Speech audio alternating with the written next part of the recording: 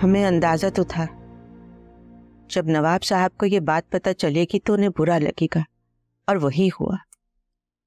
शकील भाई भी ना, उन्हें बहुत शौक है अपनी शेखी झाड़ने का। अरे बेटा, ये बात कब तक छुपती? आखिर एक दिन तो पता चलना ही था। फिर अब्बा जी ने क्या कहा?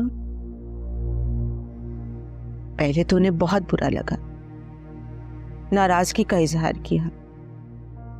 फिर कहने लगे कि आलिया को ये बात पता है।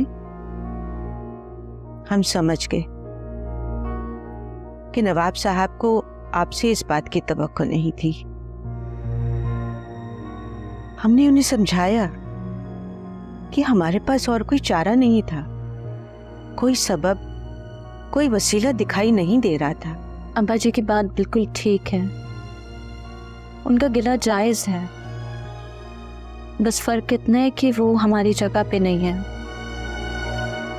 अगर हम में से कोई इस तरह से बीमार होता तो क्या अब्बा जी शकील भाई से कर्जा लेते हुए सोचते? कभी भी नहीं। अपनों की जान से बढ़कर तो और कुछ नहीं होता।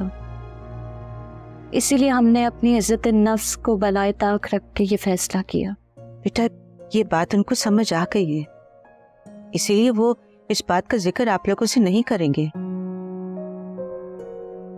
लेकिन ये बात जरूर है कि नवाब साहब फिक्रमंद हैं कि शकील मियाँ का कर्जा किस तरह वापस किया जाएगा। अम्मी जी, फिक्रमंदी की तो बात है, मगर कोई ना कोई सबब निकल आएगा इंशाल्लाह।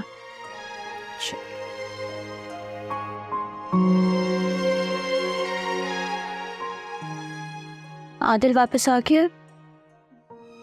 मेरा ख्याल है अब तक नहीं आया वापस। उसको बाइक के पैसे वापस करती हैं?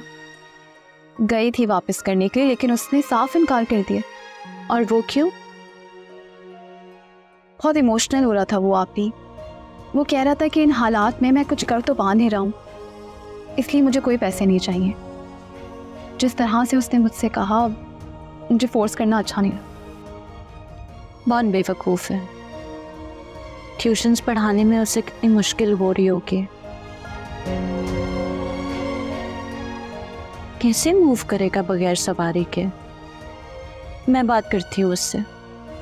बेहतर हो सकता है कि आपकी बात मान ली वो, क्योंकि मेरी तो उसने एक भी नहीं सुनी।